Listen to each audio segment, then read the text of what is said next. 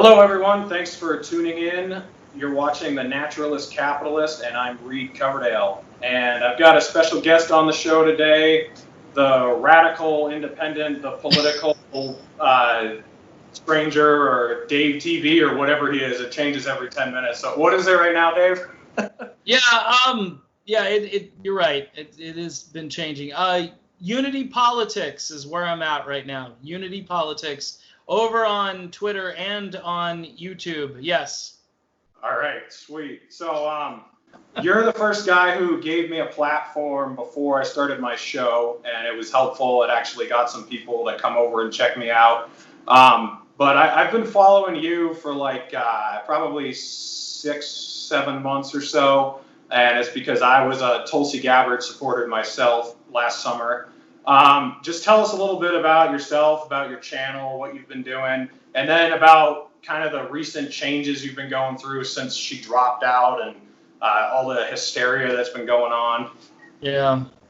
Well, my main intent originally was to create a platform to help Tulsi, and that was what my channel was about really for about 10, 11 months, I would say. It was all Tulsi all the time with an occasional other video, but people were lapping up that content pretty good in those days, and I was getting a lot of new subscribers, and things were going well for the most part. And then Tulsi dropped out, and the way she dropped out was not a good thing at that time for me. I've since gone through the 4 stages of grief and have dealt with the way she dropped out, and obviously she endorsed Vice President Joe Biden, and I've worked through that. I've rationalized and so forth, but then I started thinking to myself, well, really, how radical am I? And that's when I started to go through this identity crisis, is that I'm not really a radical. I'm somebody who I think would like the political system to work. I would like to see person A trying to work with person B, meaning the blue team works with the red team to get something done. Maybe that thing looks a little purple or it looks a little gold, as you libertarians would say at the end of the day.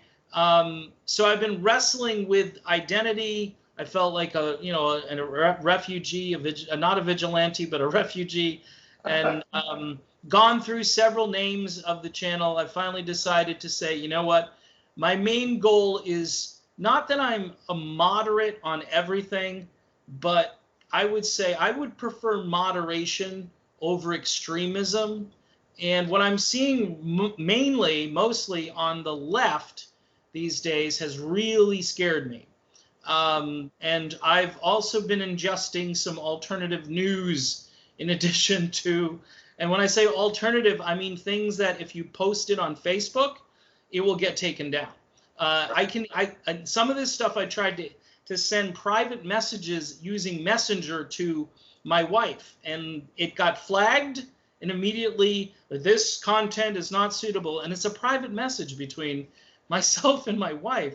So I'm thinking to myself, wow, we are living in very strange times. And you can also apply this to what's happening with COVID-19. There's a lot of alternative views out there about mask wearing, which, you can't really talk about too loudly, or people are going to call you some kind of a mask denier and so forth. So between those two issues, between the violence I'm seeing around the country, initially when all that went down with George Floyd, I mean, I'm still sympathetic to that moment, and looking at that 20-something minutes of tape, thinking to myself, wow, that's bad. But you have to kind of look at the entire picture and what that moment did. What kind of a chain reaction did that set off?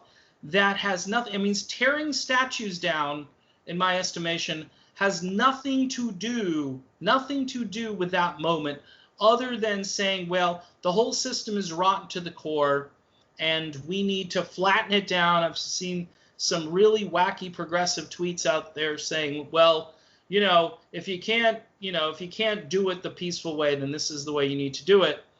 No.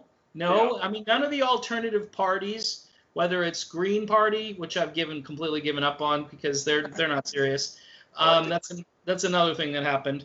The Libertarian Party believes in peace, right? There's no war agenda within the Libertarian Party. The old-time Democrats from the 70s, they were kind of like, hey, peace, love, man, and anti-war, make love, not war. I remember that was a big slogan. Republicans tend to be war hawks, but we've had Republicans in the past, like President Reagan, for instance, who really got a lot done without having to, start a war anywhere. I know there were a couple of things that he was doing, but nothing compared to where we're at now. And if anything, I think if you like the warfare state, not only do we have the warfare state all over the world, but now we've brought it home. So, right. I mean, this is an amazing thing to see, hey, endless war, home and abroad. And this is why the unity message is important to me now, because we need to say, hey, we need cooler heads. We need people to think through these issues. We need politicians to work together, put down the partisan crap, put down your team jersey for a moment. The fact that if Trump does something good, for instance, then it has to be opposed because it's Donald Trump. Same thing could happen with Democrats. I haven't seen much of it lately. Tulsi Gabbard, I think she tries to pass legislation and so forth, and I'm not sure how much success she's having. Tulsi, if anything, lately, she has irritated me a little bit about her mask PSAs that she's basically been running constantly. And Tulsi, you're very independent-minded. You must know that there are alternative views on this one topic, but she's really bought into it. But I still think she, as a president at this time, would be a unifier, somebody to bring people together. So that's why my shift has gone away from, I think there are authoritarians among us, and they are in the Green Party. They are in the neoliberal wing of the Democratic Party, and even in some of the progressive precincts within. And they like to tell you, what the progressives do? They like to say, yes, I'm for free speech. But man, what you just said was hate speech. Yeah. I go, okay, well, I hate to tell you, the way the founders drafted this whole thing was free speech was directed at the most egregious kinds of speech. You can read book after book on the topic. I'm not a brainiac on this topic, but I know for a fact that it's the kind of speech, other than yelling fire in a crowded theater, you can say whatever you want to say without recourse. And now people are getting doxxed. People are losing their jobs. And for stating things that are factual, like not gray stuff, but black and white stuff, they're just saying this is, I read this here. I saw a doctor post this who is an expert in immunology or whatever. And then all of a sudden now you can't do that because it runs against the narrative. So right. I'm really worried about speech. I'm really worried about safety. And I understand the police state. I understand the fears that people have in the police state. I'm not saying just trust the police, because that's not what I'm saying. I'm saying that when push comes to shove, I don't own a firearm. I think you do, but I don't. I want and that's a good thing, by the way. I've never been against 2A. I've always been a Second Amendment. In fact, I posted on Twitter the other day that, with all of this civil unrest going on, looks like the Second Amendment's going to have a big revival. But most of the people on the left, and I'm not saying all, but most, say, well, we need tougher restrictions, we need background checks, and we need this and that and the other. You can have different kind of background checks, psych evaluation, whatever it is, but that doesn't mean that, those people in St. Louis who were out in front of their house, they did nothing wrong. Right. No matter how you want to slice that issue, they didn't do anything wrong, other than the fact that they obviously don't know how to brandish a weapon. They're just like, that was a little clumsy, but, what you're really getting at, and sorry. No, you're fine. What you're really digging into here is the loss of the concept of absolute truth. And I'm actually an atheist, but I do believe in absolute truth. Yeah. And I think that society has completely lost that concept. So what was attractive about someone like Tulsi Gabbard is, she would agree with Trump if he did something that aligned with her agenda, where what you're saying is everyone else will just say, oh, Trump said it, so it's bad. So it's completely subjective. It's whichever team says whatever thing, that's what makes it good or bad, not the content of what is actually being said. So to me, that's actually why I stand behind the Libertarian Party, because the Libertarian Party is the party of rule of law, and that's easy to confuse with law and order, but rule of law. The rule of law is the government is there to protect you, your property, and your rights, and a lot of us would say the environment. And then aside from that, it's not there to do anything. So it's there to make sure that everyone is treated equally, and there's no subjectivity to it. If you're a woman, if you're gay, if you're black, if you're white, if it doesn't matter. Like, you are all humans and you all have the exact same rights before the law.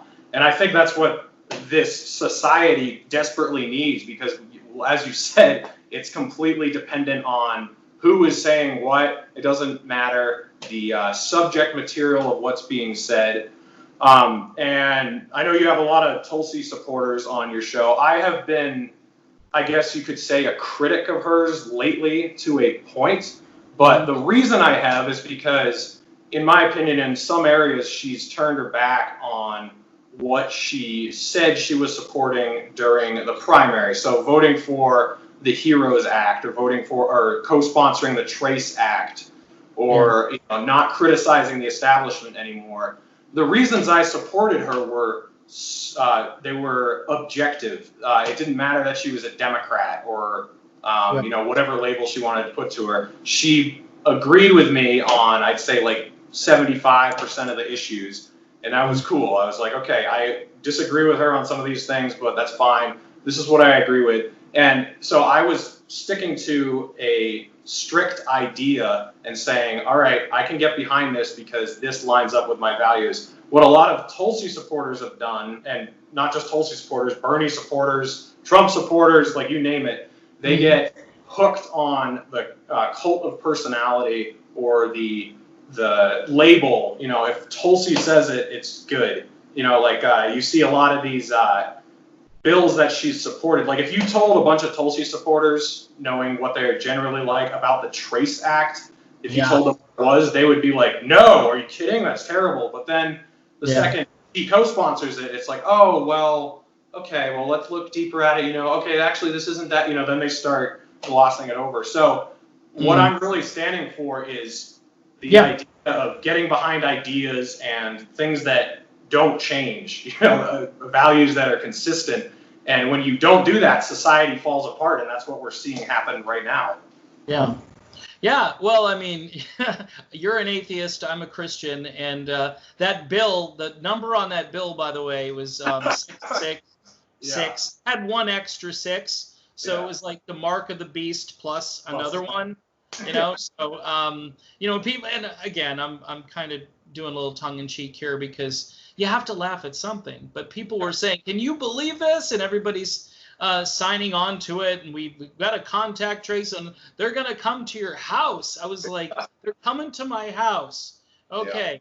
I'm not coming out of my house in that case. I'm just going to barricade myself in the house. I mean, it's bad enough at times you get these census workers that are all crawling around getting into your stuff, but now you're going to have contact tracers that are going to come and find out where you've been. So, yeah, that was a bad idea. That was, and it's still a bad idea, like you said. And ideas really should, like you were talking about objective truth.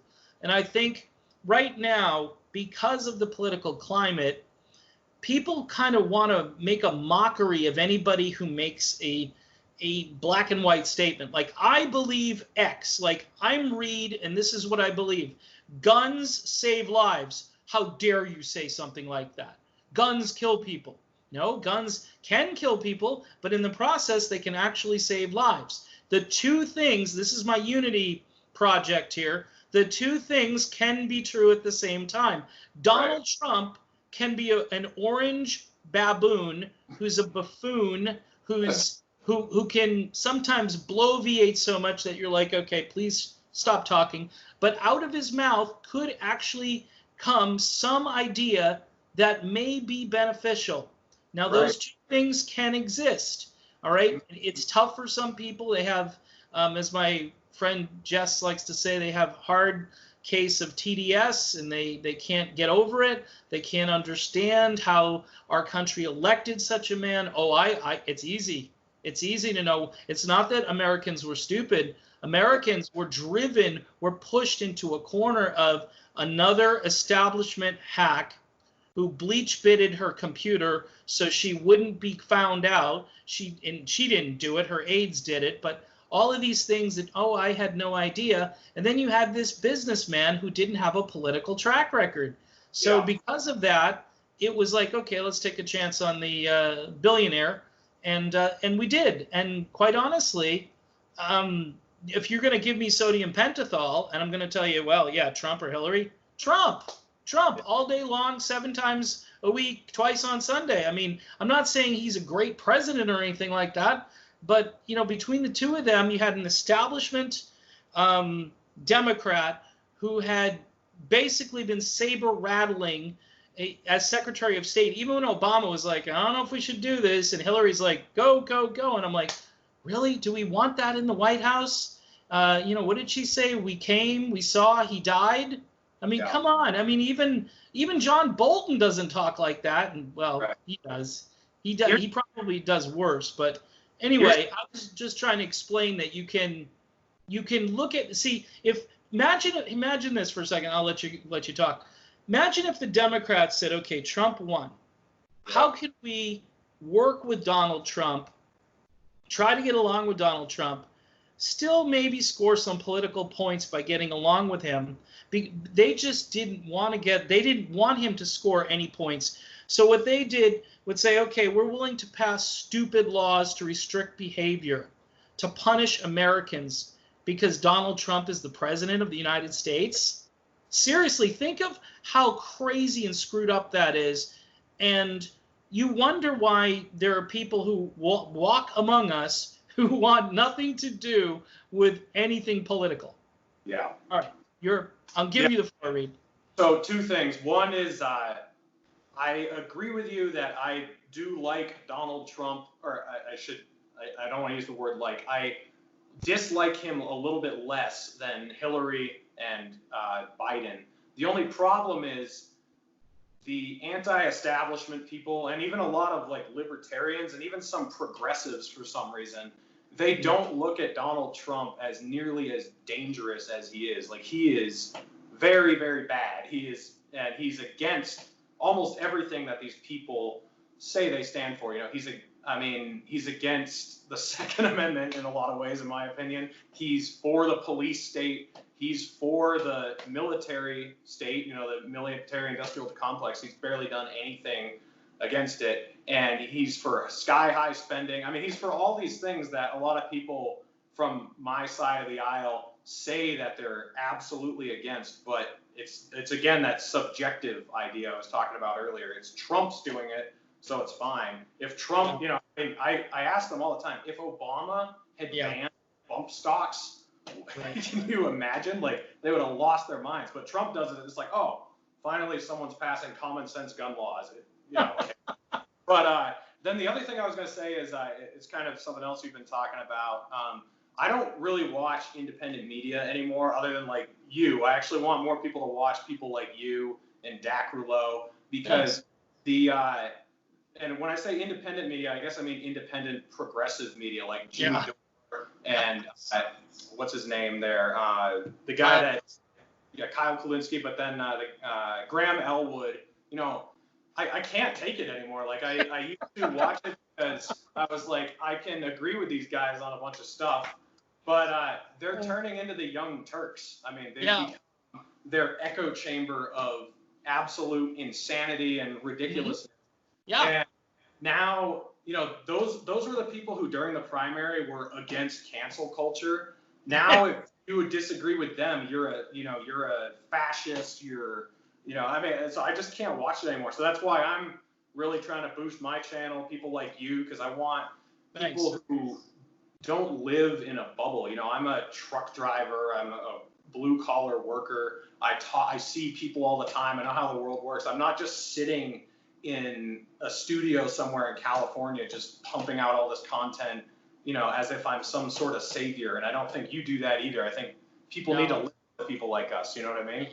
Well, I have, like I always say, and I mean it, I don't say it to be, what's the word, glib or condescending, but I have a platform that earns me money. We talked before we started rolling here, and I talk music. I'm wearing a Van Halen t-shirt today because I did a video a little while ago about the band and so forth, and it's what I've been doing it's like my job per se, and it came out of nowhere because I was a stay-at-home dad, and I had gotten laid off from a job, and I had this, anyway, long story short is I turned it into something where I can actually earn money, and my wife works too, so we have two incomes, and it's worked out. It's kind of a dream come true because I can do what I love and get paid for it, but as far as what you were saying about, I really need to jump in about the progressives. There was, and you may disagree with why I decided. I have another friend, he and I do videos sometimes together, Charles, the Vigilant Independent, really good guy. Maybe you and him. Yeah. He's a blue collar dude too, man. He's a really nice guy, and he's kind of up to here with this virtue signaling, name calling. I was watching a Jimmy Dore episode, and this is where I literally didn't unsubscribe or anything. I guess I can, but I didn't bother doing that. But this New York police guy, he was like a union guy, was up talking about what New York police officers were going through at the time, and he gave this really powerful, heartfelt speech. Now, I understand what police unions do, so I understand that side of the issue, but Jimmy Dore was like making fun of this guy, and it was weird to me. It was like, okay, he's pouring his heart out. He's saying that the police are getting attacked, which they are. The police, there are a lot of things that police are going through right now where if you're a police officer, do you want to answer that call? If you're in Chicago right now, I'm not laughing because it's funny. I'm laughing because, do we go to answer that call, or do we take a different route to get there and maybe it'll be over by the time we get there? Seriously, I mean, we're living in a time where we've said to a certain group of people within society that it's okay. You do what you're going to do. We're going to stand down. Imagine a military operation where you're told to stand down. How safe is that? How effective is that? And Jimmy Dore is out there basically, doing this thing where he's making fun of these New York cops, and I was like, dude, that is a bad take. I get it. There are problems with, and again, as I said to my friend Charles, the police issue is a lot like COVID-19.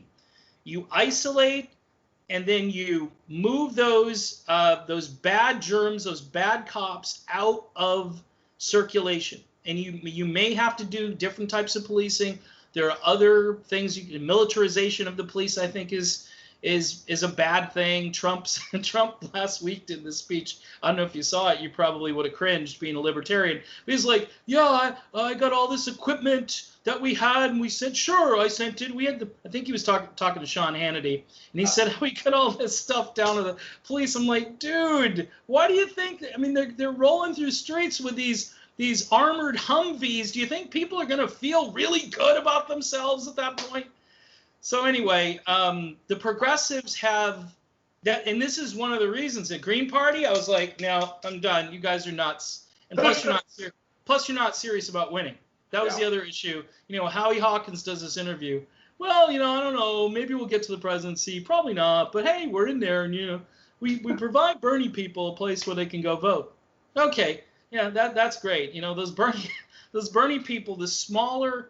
This is the other thing too. People don't realize that this real narrow progressive group of people. It's a very loud group of people, but it's a very narrow group of people.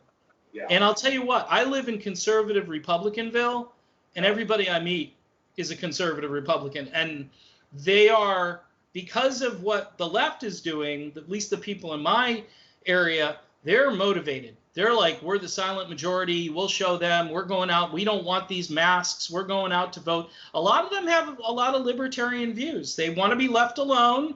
They want to earn a living. This is another issue. Don't tell me I can't earn a living. You're putting, unless you pass a law. I said that to my wife the other day. I said, they just can't say we're mandating masks. They have to go to the state house and vote on it, or go to the Congress and say, and put a time limit. And imagine the sunset on that sucker, huh? When is that going to go away, right? I mean, if they pass a law, Reed, we better just like, we better start storing up food or something, because what the heck is going to happen next? So anyway, as you can tell, I'm a little off the hook right now. No, it's good, and I actually want to talk about a couple things you mentioned there. The progressive left has lost any direction with where this could have gone. So right after the George Floyd murder, I was still in Colorado at that time, and I went to a protest, and I had a sign, and it said, "End qualified immunity, end civil asset forfeiture, demilitarize the police, vote Libertarian." So, and I was amidst this group of a bunch of loud, angry people, and I talked to probably 100 of them. And I asked them, "Do you know about anything on this sign?" And I think like 3 people knew what everything was that I was talking about. And so I was there to try to point them in a direction. And to the people who didn't know what any of those things were, I said, look, you can protest here for months. You can stand out here and scream and march and hold signs up. But unless you have a solution for the problem, it doesn't matter if you protest. I mean, I think protesting is an important step, but only if you know what exactly you're protesting and what you want to do moving forward. And to me, the left, a lot of it right now, is just angry and is not solution-based at all. The only person on the left that I've really still respected is Kim Iverson. I've been kind of watching her stuff, and she used to be on Twitter. She hasn't for a while, but she was calling out a lot of the bullshit that the left has been doing. And she was saying, this isn't about solutions anymore. This isn't about hating brutality. This is about hating America. This is about just being angry at the world. And you guys are watching this. And I totally agree. I think the other thing is, look at the people in Congress who are presenting solution. I think Rand Paul has introduced like 4 criminal justice bills in the last couple months, and they end no-knock raids. They end civil asset forfeiture. And then, Justin Amash introduced a bill to end qualified immunity. If the progressive left were really serious about this, they would be presenting solutions that they know would fix the problem and they know would pass. But instead, they're just throwing virtue signaling at, defund the police, abolish the police, get rid of the police.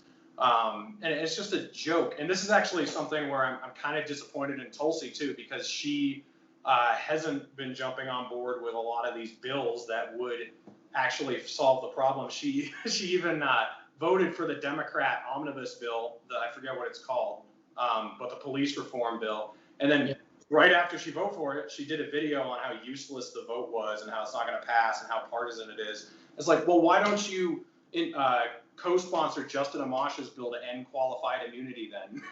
This is what's so annoying, is all these people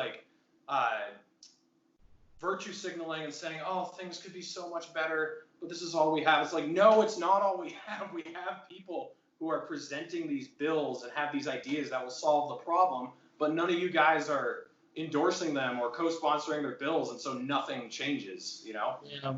Well, again, there are a couple of things I could address with that. The thought did occur to me, and it's occurred to me recently, and I know it's a really low percentage chance, but Biden does need somebody who's young and healthy and a woman of color and somebody with military experience. And again, it would be very similar to when John McCain picked Sarah Palin to run with in a different way, mind you, in a much different way, because Tulsi Gabbard is smart, whereas, well anyway, the point.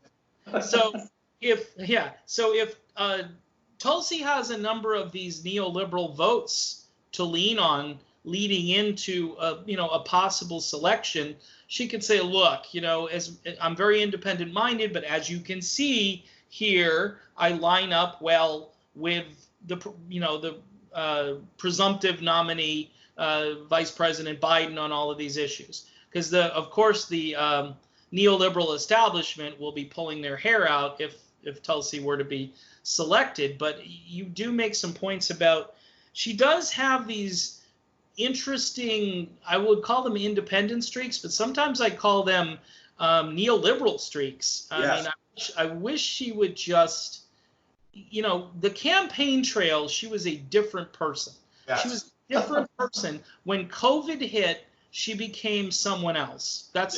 And I'm sorry to just throw it on COVID, but it's like she kind of said, okay, just let's kind of, bring in, just round the horses up and just kind of close things off and go with the flow and try to, keep my head down and just do what I'm supposed to do here for the rest of my term. Yeah. It's a sad thing to see because she's smarter than that. But people like you are saying, how come she's not working with Amash? How come she's not sponsoring like she did before all these great bills where it was independent, it was ahead of the curve, and now she seems to be swimming with the stream of, I hate to say it, swamp creatures, and it's not a good look for her. And I love her. I think she'd be a great president, but again, we have to look at everything in proportion to what's out there. Are we going to get Joe Jorgensen as president? It's a kind of a long shot. There are a number of things that can happen, and Joe too at times has got to be a little more careful. Hey, don't just throw all the Tulsi Gabbard supporters under the bus. Right. That wasn't a smart move by her. Just say, look, I disagree with Tulsi on a lot of, me and you used to talk this way. I don't agree with you on all economic issues, but Tulsi had some great ideas during that campaign. She was really the only voice in the Democratic primary that was against, the warfare state, full strength, 100%. And she should have been able to kind of, maneuver there politically, and she did not. And it hurt because there were a lot of people on Twitter that were like, oh, okay, Joe Jorgensen, nope. But I mean, that makes your job. By the way, I am still open to a Joe Jorgensen vote. I am definitely still open to it. It's either going to be her or Donald Trump at this stage for me. And those are the two. I know it's cringeworthy, but I'm in a swing state, and I'm in a state that the Democrats want to win. And, not to say throwing my vote away, but I am one of those. I'm a literal swing voter here. So my vote, they should all be knocking on my door, breaking it down, convincing me that they'd be best for the country. But they're not gonna. I'm gonna have to make this decision, and I'm sure my one vote won't decide it. Although back in 2000 it was only like 500. So, and the Supreme Court. So, you never know. I may be a kingmaker down here. So people they better start sending me vodka right away. That's all I can say. A couple things you said there. One thing, the reason I really liked Tulsi, I did agree with her on an overwhelming majority of the issues, but the other thing was that I saw someone who was willing to buck the party line or buck the consensus. The big thing she did was go to Syria and meet with Assad. That was like, that is immediately cool. But then the other thing was she was not willing to feed into the craziness of the Democratic Party. So like, whether or not you agree with her on abortion, she was the only one who was willing to take a moderate stance on abortion on the debate stage. Yeah. I would say gun control, I disagreed with some of the measures she still wanted, but she was not willing to give into the frothy, crazy confiscatory ideas that literally every other candidate, including Bernie Sanders, even though people like to give him a pass, were into. She was not willing to do that. So I thought that was really cool.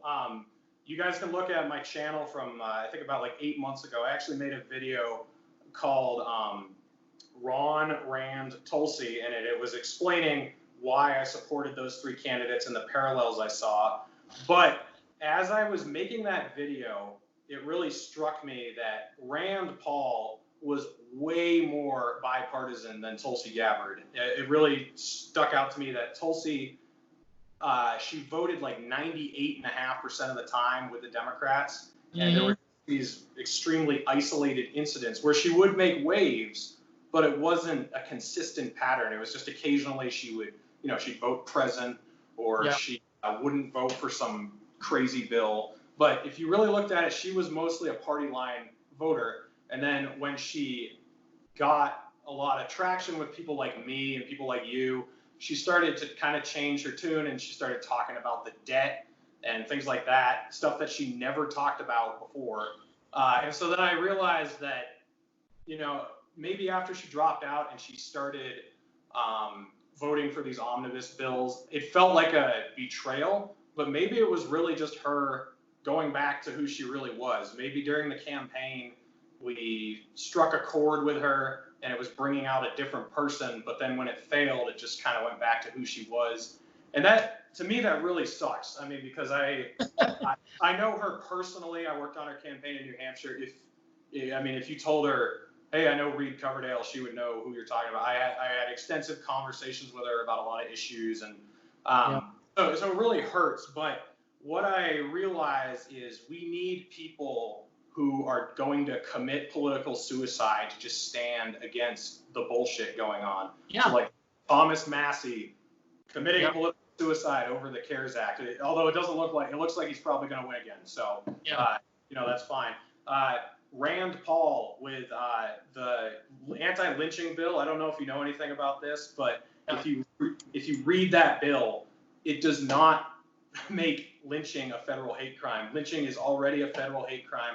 All that does is, make it so that you can get mandatory minimums for property damage and things that you should not be going to prison for 10 years for. But he's willing, even though that might not be a huge issue right now, he's still willing. We need people who are willing to just die on the front lines to stop this madness, because the amendments are not helping us anymore. Like Bernie Sanders can sneak in a little amendment here about unemployment on the CARES Act, but we're already seeing, like, I'm sure you've seen reports of it, all the trillions of dollars that went to businesses that weren't supposed to get money under the under the requirements they were supposed to be able to apply for. So we need people who, even if they're not going to get their bills passed, we need people who are just going to say no, no, no, no, no. And if they don't do that, we need to vote them out. This is kind of contradictory with what you're saying about working together. And I do think we need to work together on some things. But there's some things that are just sucking us dry and killing us, like the wars, mass incarceration, spending. And I think we just really need people who are going to say, nope, and I don't care if I get kicked out next election. I'm just going to say no and not go with it. You know what I mean? Yeah.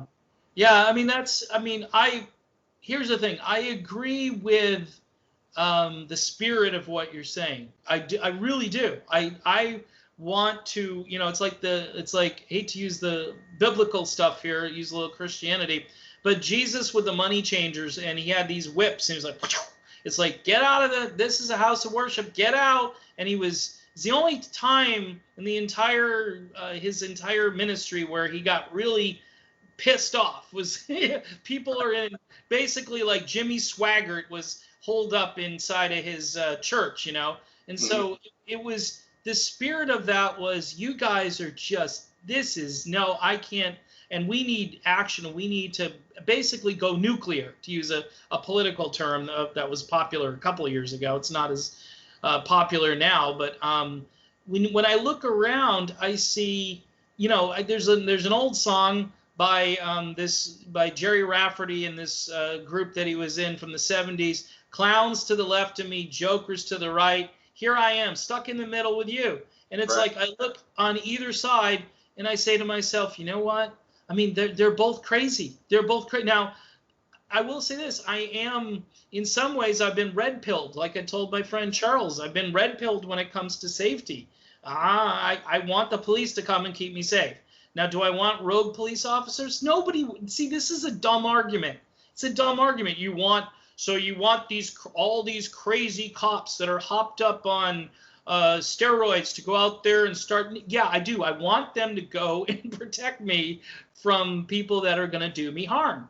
My unity message is more of, okay, stop, like what you were talking about earlier with the left and how it's this dumpster fire, and each day they're just throwing more crap into the dumpster, and whoosh, and it goes up some more, and you're like, when is this going to seriously? People are wondering when are they going to stop? I mean, they're all worried. I know you and I might disagree with what's going on in Portland right now because of the way it's being done. Supposedly people are being scooped off the street. This is the left narrative, though, so I don't know if it's true. But people are being scooped off the streets and put into unmarked cars. These innocent, peaceful, wonderful protesters are just being scooped up and taken away in an unmarked car and probably just thrown off a bridge somewhere, and they'll never be seen again, according to the narrative.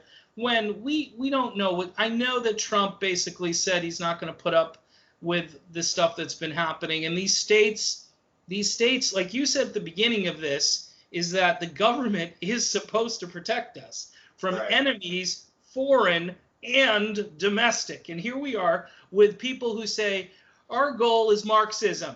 That's what it says on the, people said when I posted something about this, they said, well, where'd you get this from? Their charter. I went and looked on their website, and it said, we are, and the two leaders that you can go look it up. It's on you, was on YouTube, probably got scrubbed down, but we are trained Marxists. Okay, if you're on the progressive left and you're okay with Marxism, this is what I do with you. Yeah. Goodbye. So you're a libertarian. Libertarians, and I have libertarian tendencies and so forth. Libertarianism and Marxism, no, they don't go together. Yeah. So a couple things there. One is I have kind of looked into the thing going on in Portland, and it does scare the shit out of me. I got to be honest. So what is different between the police being brutes and Antifa being brutes is it's legal for the police to be brutes. Yeah. Okay. All right. When you have the state backing thugs, that's when it's dangerous. So I think it's important that the government does protect people and their property, but it needs to be extremely transparent. And they need to be held accountable. That's why I support all these ideas like getting rid of qualified immunity, civil asset forfeiture. The police shouldn't have tanks. Like all these things. So I think that it's important also to realize just because the oppressed are not perfect doesn't mean that they should be oppressed. So it's kind of like the Middle East. Like, yeah, Iraq was not a good place to live in 2002, but it doesn't mean that what we did was okay. It's the same deal. Like I disagree with a lot of the political motives of Black Lives Matter. The actual organization. I obviously am not a Marxist. I'm the polar opposite of that. But their plight is reasonable in a lot of ways. A lot of the things that they're protesting are important, and in my opinion, if libertarians don't stand behind those principles, then the Marxists will get all that political draw. That's why I went to that political rally. That Black Lives Matter rally, because I wanted to prove to people that I was there in solidarity with them, but I had actual solutions that were going to solve the problems on both sides. They were going to protect people from the police, but it's also not ridiculous ideas like abolishing all police departments, so I think that reasonable people have to get behind these ideas, or the crazies will grab all the people who sympathize with them. So this is why I'm trying really hard to get the Libertarian Party to embrace protecting the environment, because if they don't, we end up with the Green New Deal, or we end up with, I think a lot of people do care about the environment, but I also think there are a lot of socialists who will use the environment as a catalyst to gain control, and so if you don't have free market people saying, look, there are solutions we can give, and we can have some basic regulations to protect water and protect the air, Mm-hmm. we won't alienate all these people, because you'll have someone who is a nature lover who will be like, well, the only one who is supporting my idea is the far left, and so I'm going to go with them. And to me, it's a tragedy, because it's like, no, we should be reaching out to those people. We should be trying to give them solutions, or we're going to fade into oblivion and irrelevancy. Yeah. I would, about your commentary about the stuff going on in Portland, what I would say is this, and I think it was pretty cool how you went down to the protest and actually got a taste of what was happening there, and tried to express solidarity in what I would call maybe a little bit more of an intellectually coherent way, which I don't think a lot of people understand what was on your placard. But I could say this is that it's one thing to be for Black lives. It's one thing to be pro Black lives and to say that all, I can't say all lives matter, I guess, but to look at everybody, I know I'm censoring myself, but to look at everybody and say, yeah, we have a problem here. It's another thing to destroy property. It's another thing to carry weapons down the street when, again, you're supposedly part of a movement. I said this the other day on Twitter.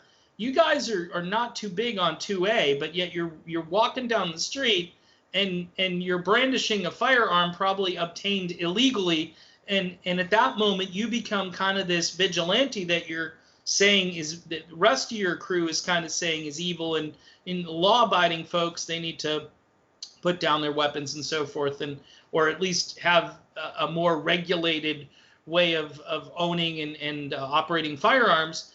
Mm-hmm. I think the thing that is a little concerning to me is that distinction between what I would call honest Martin Luther King style decent people who are feeling as though their voices aren't being heard, and then this mob, because it's a popular word, I'm just going to use it, that has kind of infiltrated and is definitely tarnishing it, making it bad for the rest of the people, like in a way like you, we're trying to say, hey, there are all these things that we could do right away to help this problem, demilitarize the police, end qualified immunity, do all these things that quite honestly they're not really they weren't that talked about until this moment when some smart people got together and they started using a lot of libertarians, I hear this from, and it's a weird dynamic that we're living in, because, and I had this problem with you when I was saying the Green Party's the way to go,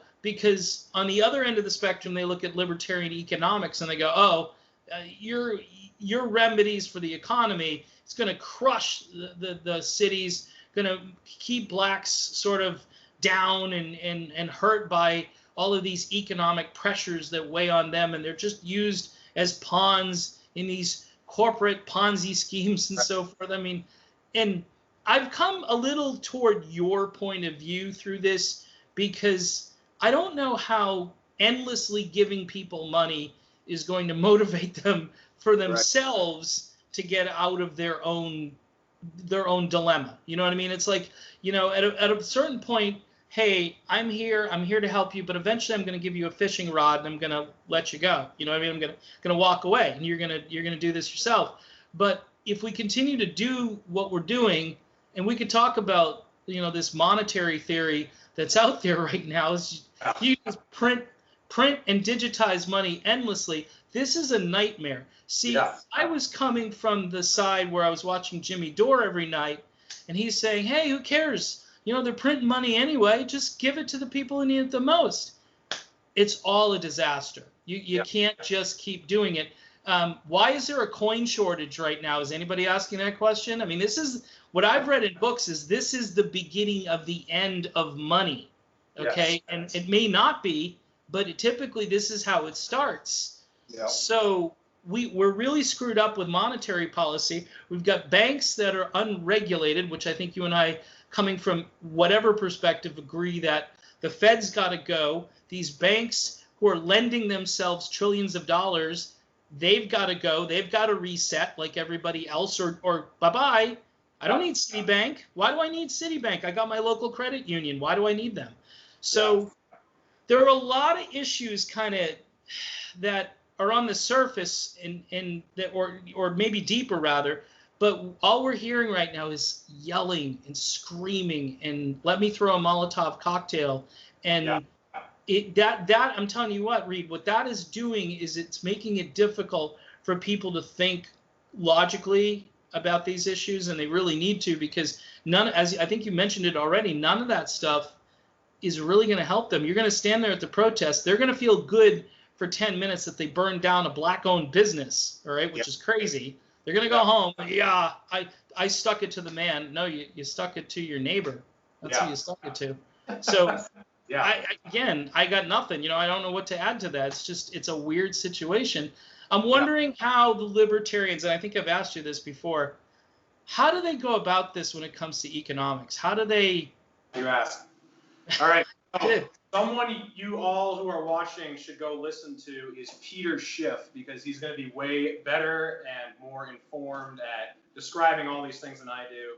He just went on Joe Rogan's show, and you have to get by the arrogance, because he is a little bit bombastic. But what he is saying makes sense. Like, ignore the persona, listen to what he's saying, and you'll be amazed. So a lot of those problems that you talk about and people on the left talk about, like wealth inequality, low wages, living paycheck to paycheck, these are things that libertarians talk about all the time.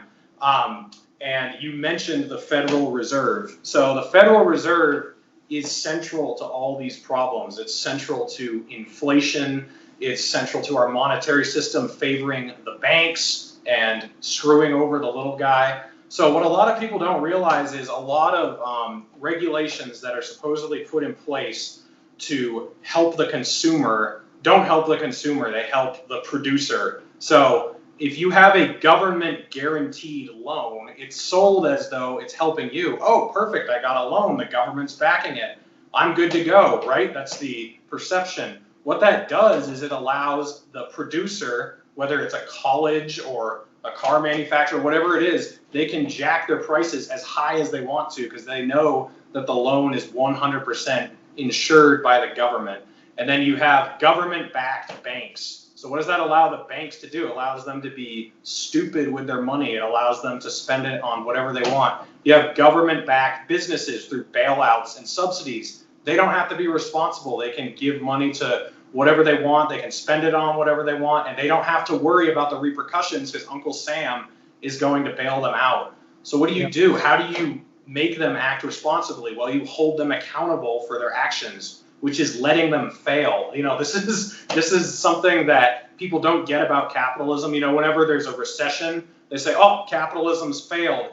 They don't. The whole point of capitalism is that failure is allowed to happen. And what you have to do is you have to allow these bad businesses, these bad banks, these bad companies, you have to let them go bankrupt, because we don't do that. Every recession we have, we bail them out. And then there's a moral hazard because they don't have to worry about any repercussions going forward, so they don't fix any of their mistakes. And then we have unnecessary businesses that we don't need anymore. Like, why did we bail out the airlines during coronavirus? Who was flying? No one was flying. And we gave billions of dollars to airlines, and some of them are starting to go out of business anyway. We gave them all that money, and they're starting to die. So, and then the other thing, the things that hurt the bottom that are portrayed as though they're there to help, like a high minimum wage. That sounds great on a surface level, right? We'll pay everybody more so they'll make more money. What that does is, if you are a person with low skills, and especially if you're young, and people like this are usually in poor cities, a lot of times they're minorities. If there's a $20 minimum wage, you have to be worth $20 an hour for a business to hire you. So an argument that's incorrect that a lot of people make is, oh, the high minimum wage hurts the business. No, it doesn't. The business will just hire fewer people. So you're hurting the people you're trying to help. Things like, and this people might freak out at me for saying this, but equal pay for equal work, again, sounds great on the surface. And I agree with that concept 100%. If you're a man or a woman or black or white, I think you should get paid the same. But if you're a shitty business owner who's a racist or a sexist or something, if you are required to pay a man and a woman the same, regardless of what you want to do, then you're only going to hire men. Why would you hire women?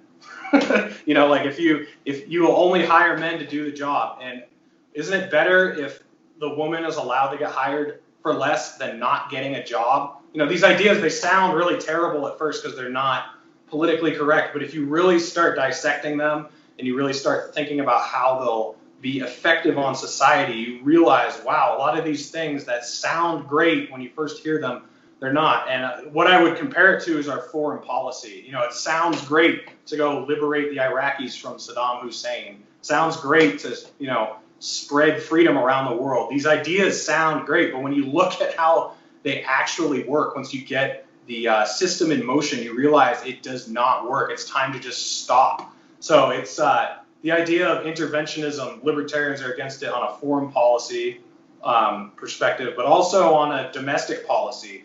I compare it a lot to forest fires. So, forest fires are bad, right? Any forest fire is bad. And I don't know if you're aware of this, but like for until about like 20 years ago, the previous 100 years, the Park Service and just the government tried to stop all forest fires from happening. We just put them out, and what that did is it built up a lot of underbrush, and it made it so that when a fire happens now, it is like 5 times as horrible, and the fires get so hot that it melts the dirt into glass, and nothing can grow in the dirt for like 1,000 years. So the Park Service and the Department of the Interior, they're letting forest fires run their course now and just trying to contain them, because they realize that a forest fire is a natural occurrence that has to happen. We should have the same idea with recessions. Like, they have to be allowed to happen. You have to allow companies to go out of business.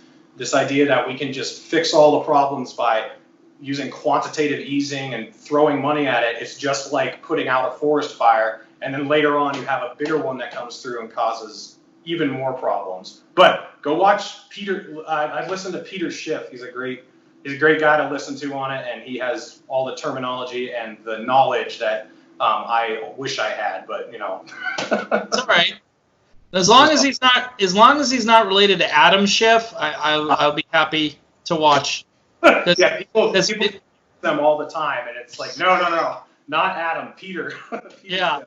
Yeah, because I couldn't take listening to Adam Schiff for more than, 30 seconds puts me into like a semi-comatose state. So I try to stay away from that. Let me address some of what you said, which, you made very good sense, talking economics and talking basically free market principles with controls that we all have to kind of take into account. Like, we didn't have this Federal Reserve thing at the beginning of our existence, and you can kind of look through the history and see how we didn't have these constant recessions and explosions and depressions and then this Federal Reserve Bank, which a lot of people don't even know isn't actually federal. See, right. This was just a brilliant naming strategy. It's like, it's hard to make an analogy to it, but the bank isn't really reserve currency, number one, and number two, it's not federal. So again, it's kind of like Planned Parenthood. Hate to throw that out there, but you're not really Planning Parenthood if you're going to Planned Parenthood. Just saying, okay? And I know those of you who are more pro-choice might not appreciate that analogy, but I put it out there. We need to be truthful with each other. If you're pro-abortion, just say you're pro-abortion. If you're pro-life, say you're pro-life, and just leave it at that. So, but what's funny is you can't even talk about those issues anymore because the world's on fire. We had these nice little friendly debates, about, maybe they weren't friendly, but we were arguing about cultural issues, and now because of cultural Marxism, there's really no way to talk about cultural issues because you might get canceled. Right. But let me get back to your economic stuff here. There seems to be this notion, mostly on the left, but it's now starting to creep into even what I would call neoconservatism to some degree, that we can kind of do what they do a little bit over here because they do it and they make their constituents happy, so we're going to do it. It seems like there's a tidal wave of we don't really care about spending anymore. Let's just be honest. The country, Donald Trump did not run. Well, he might have mentioned it here and there because he used to try to cover all things. The Tea Party went away. I used to do videos where I talk about what happened to the Tea Party. Remember these guys running around, dumping tea into the harbor and saying, hey, we gotta balance that budget. We got to control that. What happened to that out of control national debt?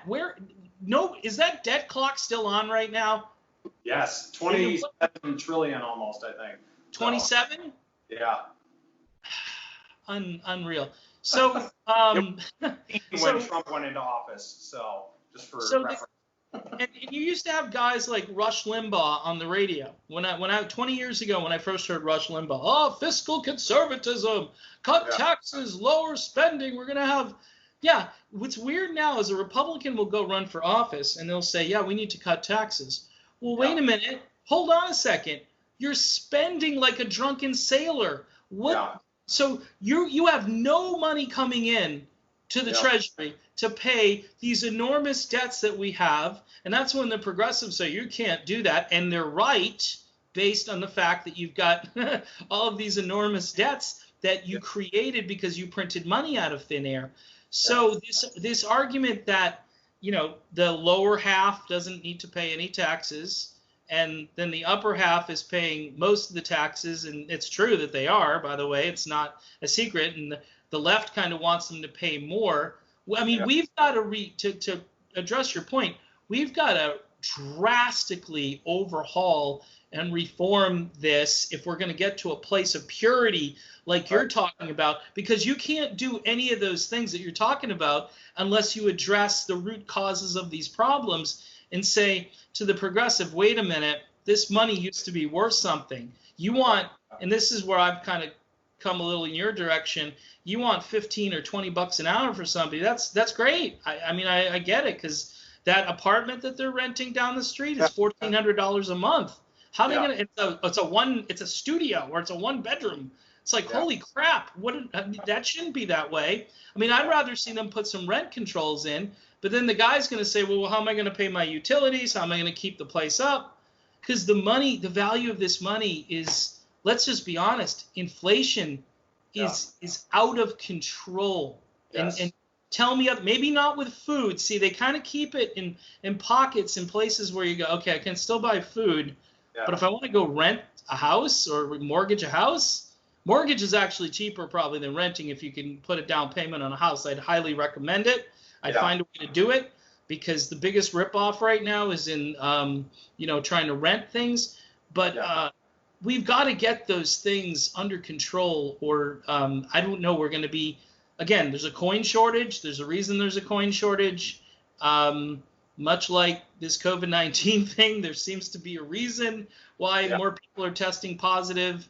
I'm not trying to conflate the two things, but I find that there are parallels. And I just want to go like this, Reed. I'm like, no, I'm not seeing this, man. Please turn it off. And I do. I just go click, and it goes away. So as far as solutions, the Libertarian Party is the only one that wants to end the Federal Reserve. And there are arguments for why it was first put in place. But a lot of people don't realize the Federal Reserve does the opposite of why it was put in place. It was put in place to expand the money supply during times of economic prosperity. Now it does the opposite. It expands the money supply when we're in recession. So it's the complete opposite of what it was for. And now there's absolutely, like you said, it's not really federal, and it doesn't really have a reserve anymore. So it's a complete joke. It's like the mafia running our monetary system. So we do have to end the Federal Reserve first, and that is, that's the first thing we got to do. But where was I going with that? Oh yeah, the idea that that we can just have the rich pay for everything, and we can lower taxes on everyone else. I think if you confiscated all of the wealth from everyone who made more than $1 million a year, I think it's $600 billion. That's all of their wealth. We just took it all away. $600 billion. So the idea that we can just raise taxes on them and we can pay for literally everything that we want to talk about, reparations, Medicare for all, UBI, no. I mean, what we got to do is, if you want these programs, if you want Medicare for all, if you want UBI, if you want reparations, if you want free college, whatever it is, if you want endless war, if you want, any of these, you have to end the Federal Reserve so that you have honest budgeting, because we have funny money right now, and it's unsustainable, because a lot of people don't realize that the debt that we accrue, other countries buy it, and entities within our country buy it, and they expect to get paid back on those bonds that they buy. There's this idea, but now what we're doing is the Federal Reserve is starting to monetize its own debt. Yes. And we have the world reserve currency right now, and the rest of the world is burdening our stupidity because they use the dollar as the world reserve currency. Do you think they're going to do that forever? If we just keep financing whatever we want and just bending all the rules? And they can't do that. They don't have a Federal Reserve. They can't just manipulate the currency the way we do. Do you think China and Russia are going to put up with that, forever? I mean, there's going to be a point where they finally buck us, and then inflation is just going to take off. The bottom's going to fall out of the dollar, and you think we have problems now with rioting and income inequality? Just wait. So much. So. Yeah, and I don't know if it was Bernanke or one of those guys. Who's the current Fed chairman now? I can never remember names to him. Mnuchin. Okay, I think it was Steve Mnuchin. Yeah. And I think they asked him a few months ago on some show how they were able to produce so much money. Basically, did you produce money out of thin air? And he said he used a kind of a funny expression, which was interesting. He said, "Oh, we just kind of marked it up. We just went into the computer and we marked it up, kind of like when you go into the grocery store and you mark up the price of something. We marked it up." Yeah. And I'm thinking, that is the most cavalier and what he basically said was, we took a magic wand and we created money out of thin air. We digitized, we monetized, whatever phrase you want, because really we're heading toward a cashless society, whether people want to address that problem and that issue or not.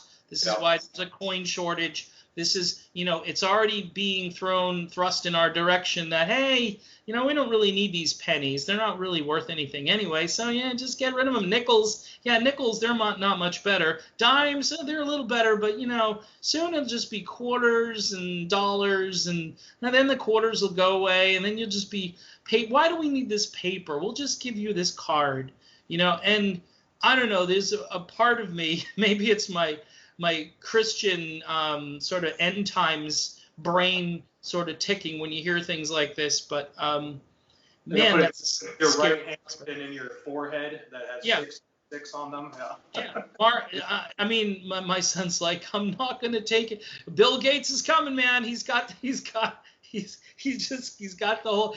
COVID remedy, and he's gonna have a little chip. So you put the chip in and you just swipe your arm and you can get so much, you can updates from Microsoft daily downloaded directly right to you. So it's Huxley, it's Orwell, it's probably your friend Ayn Rand, who admittedly I've read some Ayn Rand. And I couldn't get through the entire book. I went through, the book is like 1,300 or 1,400 pages, and I think I did about 1,000. Yeah. She really had a very dark, consciousness, but I can't say that she was wrong. I don't know if we can all. I mean, if you're out in Colorado, right, you're gonna fly down to Galt's Gulch. You know, I'll keep your contact information. I may need to find you someday. You know, I know the story and that little airplane. I have to go down in the valley, and I remember it was a pretty interesting book, and it did introduce me to some very libertarian, like the worker bees against the people that aren't willing to work. And you know, I get that. I mean, I'm in a position in my life where I actually don't work very hard, so I really appreciate that. But I do get up every day and try to create content and know that if the fruits of my labor, as long as I don't get censored, banned, or whatever, I should get something for that. And I think there is something to be said about, and this is something I've kind of drifted back to more of a traditional sort of unity position, is that you have to work if you want to eat. It's just I'm sorry, and sometimes you have to start with jobs that nobody else wants to do, you know. So but I think we're in a generation, and we've been two or three generations kind of removed. My parents had an incredible work ethic. My older brother and sister, I mean, everybody I knew worked, and they worked right when they could start working, you know, 15, 14. I was doing jobs 12, 13 years old, mopping floors and stuff like that. And all work is good and honorable, but that's not being taught anymore. What's being taught is that, oh, that's a menial job, or you know, I should be making $20. Well, what do you know? Do you know anything? You know? So again, I understand the economic issues that minority communities face, and I know that's contributing to their anger and their frustration. But this is, you know, 20 or 30 years of, I don't want to say propaganda, but sort of like, what's the word? It's like bringing people down, like saying, well, you're never going to succeed, so just get used to it. It's like, I hate to use a George W. Bush quote. It's probably one of the best things he's ever said, which again, I mean, it doesn't cancel out there are weapons of mass destruction and we need to go find them, but it is a worthy quote, and he probably didn't write it. So I'll just say that there is this soft bigotry of low expectations that people have for certain people, whether they be people of color, you could be a poor white person from Appalachia. I mean, it doesn't matter. It's like you take a look at somebody and go, you're not, the elitists just kind of go, oh, well, they're never going to be anything. So let's just throw them the breadcrumbs, let them eat some cake. And as long as we can take care of them, they'll keep voting for us. And as a strategy, that's kind of working. I hate to say it. It's kind of working. And I don't know how much longer the country can survive if that's going to continue. Like I said, the neocons, the neo-libs, I mean, rock solid conservatives, there are a few of them left, but not too many. And obviously the progressives, who are like the champions, you know, they're the ones saying, yeah, we're going to go in there and fight, and we'll fight for the working class. But really the well that you want to pull from, if you don't have workers to pull from that well, I don't know where you're going to get all this stuff to give to people. I don't know where it's going to come from. And that's again where I've kind of migrated back to somewhat in the middle, like, okay, where, I hate to ask this question, but how are you going to pay for this stuff?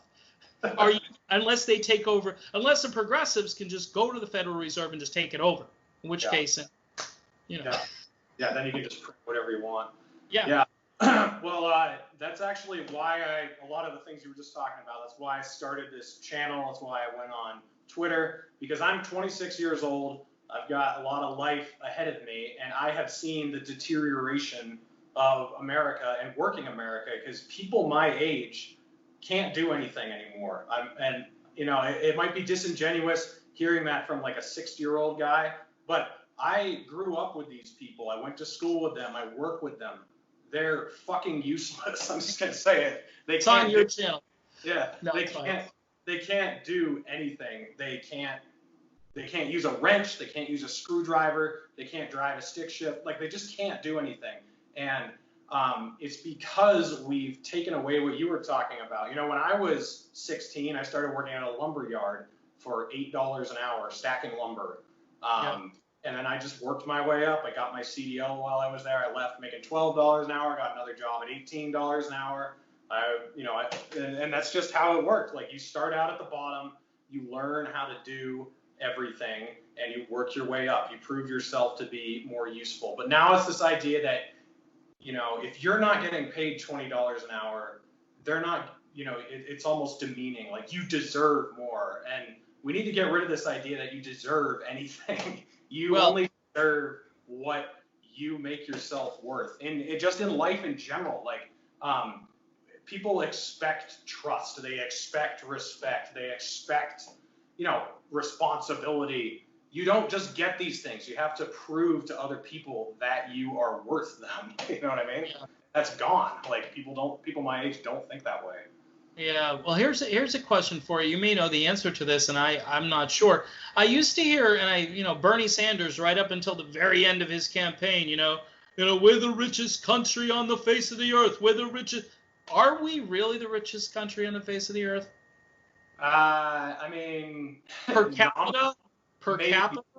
Maybe nominally, but are we, in actual value? I mean, we have the most dollars, but think of how little we produce, how helpless the average American family is after 1 week of not getting a paycheck. Like, let's just compare ourselves to other countries who went through coronavirus. They've had the same disease they had to deal with, but a lot of those countries could make it a month without work. Yeah. People might. I mean, Rand Paul had a great speech on this when the HEROES Act was going through. He voted against it, and he said we could confiscate all the money in China, but it doesn't do us any good. You have to have capital, and capital is goods and services, and they're things we don't have. Like, you can have all the money in the world, if you don't have any food, who cares? If you don't have any quality of life, who cares? And so, in that sense, I think we're probably not the richest country in the world. I mean, per capita at least. I doubt it. I don't really know. Yeah, I think the richest country, from what I remember reading, is Qatar. Believe it or not, Qatar or Saudi Arabia, one of those two. It has to do with obviously the natural resources that they have, and they have a smaller population. So the value of each individual. The unemployment rate in Qatar, I think, was like 2.3%. So again, you can have an environmentalist discussion at this point, but I don't know. As far as, and that's a good segue. I mean, you were talking about the Green New Deal, and a lot of us were talking about that, and that in progressive land, that is gospel. You say Green New Deal, and they go, it's got to be. By the way, the Green New Deal that AOC was putting forth was basically a clipboard of non-binding resolution or statements like, okay, we want this, this, and this by 2030. It's not a law. Nobody has passed legislation. These are just pie-in-the-sky things. The Green Party is a little bit more serious, and so if you like that kind of stuff, go to the Green Party, because they have no chance of winning, but go to the Green Party and vote for it. But how much of this is doable and practical? And as far as our natural resources go, the climate seems to be warming up. My position on this has always been okay, and then my next statement is usually because I don't know, because if we all stop driving cars, which we're not going to do, we saw there was a moderate reduction, I will say, during the pandemic, where I think that was the silver lining. People are saying, look, if we would just all die off, we won't produce CO2 and the planet will survive. Right. But then I've read some interesting articles about, hey, why did they call Greenland Greenland? Why did Greenland, one of the coldest places on the planet, get the name Greenland? Well, at one point in time, apparently it was more green than it was white. So I mean, is warming necessarily a bad thing for the planet? Number one. Obviously, some third world populations would tell you, yes, it's a very bad thing. But in the midst of coronavirus, we're allowing the third world to kind of starve to death. And that's, I think, part of another problem that when capitalism does work, it can literally feed most of the planet. That's what we were doing for quite some time. That's why it was called the breadbasket of America. Now it's kind of like the, it's like the loaf of bread of America at this point. I don't know. Yeah. It's not the same. It's not like what it used to be. America seems to have fallen off of that perch. But as far as climate change, I mean, I'm assuming you do believe that there is climate change occurring. I'm interested to hear your opinions on why it's occurring and what can be done about it. Yeah, okay. So I was a Republican growing up, and I lived in New Hampshire. We didn't really see much effects of it in New Hampshire, so I didn't really believe in it. I traveled to all 50 states when I was 21, and I went to Alaska.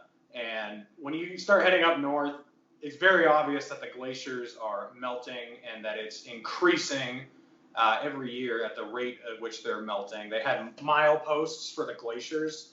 And, 1800 was 2 miles away from the glacier. 1900 is like 100 feet from 1800. Yep. And then 1810 is like 500 feet. And then, it's just like and then by the time you get to the glacier, every year is like 30 feet. It's taken off like crazy. So, yeah, definitely climate change is a thing. And it is commensurate with the Industrial Revolution and the increased use of fossil fuels. So I think it's not a conspiracy to say that we have an effect on climate change. Where I start to take issue is when they start putting specific years and numbers on when the no point of return line is, because they've done that before. I don't really, so when they say we have 12 years or we're screwed, and then you put that into context with political parties, that there's got to be some political manipulation to a figure that's that exact. 12 years, we need to reduce emissions by this much or we're dead. I'm going to be skeptical. But anyway, I think we should try to reduce emissions. But the left also has their own war on science like the right does. And their war on science is through solutions. They think we can just go to all solar and wind in 10 years. Nope. There's no way. Nope. And the other thing is, they want to convert to all battery-powered vehicles. If you do that before you convert the grid, you're running those cars off of coal, which is worse than gasoline. So you've got to be realistic. You've got to, if you really want to if you want to make fossil fuels outdated, you have to convert the grid first, and you have to look at all sources of energy. You have to look at nuclear, and nuclear is very different than it was in the 70s. And the left is way against nuclear when it is very reliable. It's very, very, very safe. And especially with new technologies with thorium reactors, there's very, very little pollution.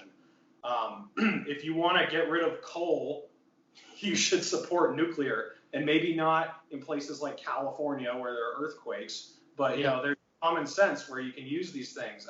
And then the left is also, no, we can't put up windmills there. They're going to kill the birds. Or no, we can't build a hydroelectric dam there. That's going to kill the fish. But they're not willing to make any cuts in their own personal life. It's like, okay, why don't you stop driving your car? Why don't you stop, using so much electricity? And a lot of them live in the inner city where they don't even see how any of this stuff is produced. I did line work for like 6 years. So I saw a lot of the power plants we had. In New Hampshire, we had this big coal plant that got shut down because we were going to do a project called the Northern Pass. There's a bunch of hydro dams up in Quebec, Canada that are already in place, and they produce like 500% of the amount of electricity that Quebec needs. So in New Hampshire and Connecticut, and even some in New York, they were going to run power lines down along the Connecticut River, and they were going to have to cut down like 8 miles of trees. And environmentalists shot that down. So the coal plant opened back up, all our natural gas plants opened back up. New Hampshire would have been pretty much 100% run off of hydroelectric power, and now we're burning coal again. And this coal plant, I've worked at it because there's a substation there. There's like 3 acres of a size of coal pile that gets burned like every week, and trains have to transport all that coal in from wherever they're getting it. And there's ash on top of the houses in the surrounding areas. It's right next to a river. You know, it's like, what do you stand for? Do you actually, it's more like, it's kind of back with what I was talking about with the left and police reform. They don't want actual solutions. They just want to rail against what's going on. Yeah. You give them something practical, like, okay, how about this? No, that's not, you know, it doesn't fit in. But hey, I've actually got to start wrapping up here. But Yeah. I want to thank you for coming on the show big time. Thanks for having me on your show. And I know this is probably going to be uploaded on yours. If anyone's watching this on Dave's show, follow me on YouTube, The Naturalist Capitalist. I have a ton of libertarian candidates I'm going to be interviewing. And you'll hear from a party that actually believes in civil rights, actually believes in responsible spending. So come follow me. And then, Dave, I'll just let you close out with whatever you want to say. Yeah, well, hey, thanks for doing this today. I know it was kind of short notice, and you know, I think I needed like a kick in the pants a little bit, because the last couple of weeks I've just felt even more alienated from the world, and you know, if anything, this was kind of cathartic to talk through some issues. I am definitely still open to voting Libertarian. In Florida, you know, it's weird down here. Like I said, it's very Republican. And then there are different varieties of Republicans that you have to kind of wade through to see. You have to really be careful what you're going to get. Are you going to get a neoliberal warmonger, which I don't want? I'm willing to, you know, look at somebody who's got more of a plan to maybe pull us out of some countries, which would be nice. But libertarians have, like I say, at the end of it, as a protest vote or as a vote maybe actually to put the libertarians on the map in the future, a vote for the candidate Joe Jorgensen might not be a bad idea at this stage. I mean, I ain't voting green, I can tell you that. I'm done with that little excursion. And you know what you're getting with Joe Biden and Donald Trump. So I think people owe it to themselves maybe to at least take the libertarian quiz. I think I did that a number of years ago, and I kind of was on the more conservative end, but I was certainly within that, well within that circle. And it was very, I was like surprised, like, man, maybe I'm a libertarian. So, and there are a lot of people in the Libertarian Party. It's more of a bigger tent than a lot of other parties, where you guys can kind of wrestle with some of those more secondary issues. I mean, you kind of agree on the big core issues. Most of you agree on those, but then there are a few of those issues, monetary policy, I know, and there's some other things that you guys kind of wrestle with different viewpoints on.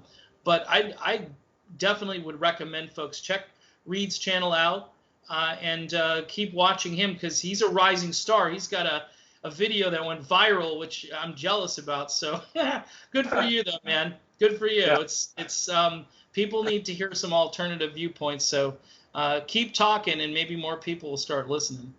All right, yeah, and everyone go watch Dave's channel too. It's Unity Politics, yeah. Yeah, I like watching him because the big thing about you is you're not gonna entrench yourself in a position. I mean, what's cool about you is I've seen you change your mind like 10 times, and I think that's good. Like, that's not a bad thing. Like, there's in this world today when things are nuts, we should be kind of fluid and adjusting with everything that's going on. But I really thank you for coming on, and hopefully we'll do it again in the future. All right, man. Thanks. Take care.